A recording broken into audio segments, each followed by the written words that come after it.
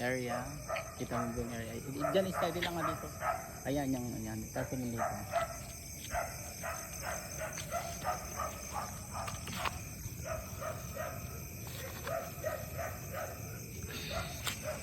I-close up mo ah.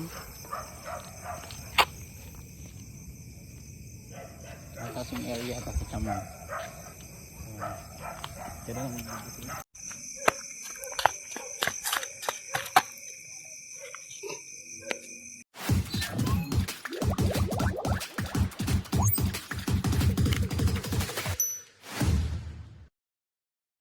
So yun nga guys, andito na yung nakakuha ng sticker ng sound. Gusto kong laman mo ang laman ng kanyang ang kanyang sticker is hair treatment. So supposed to be ang hair treatment, either hair mask, cellophane, or Brazilian. So sa texture po ng hair na naman niya, dahil nga, pag iba Brazilian ko guys, kulot siya.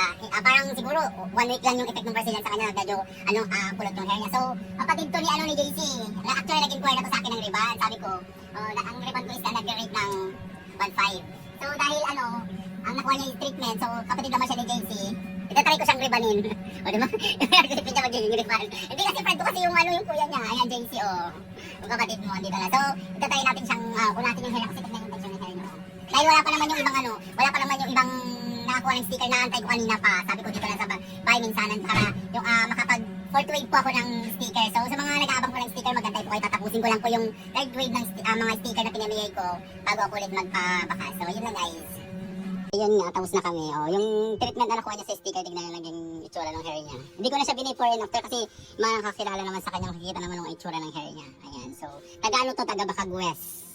O di ba ang layo from Bacag West to Zone 3. Yan. Kung masipag kayo maghanap o maghunting ng sticker ko, ay wait lang. O maghunting ng sticker ko, ayan. Deserve din niya. Mag-effort tayo, mag-effort din ako sa inyo. So, yun lang guys, bye.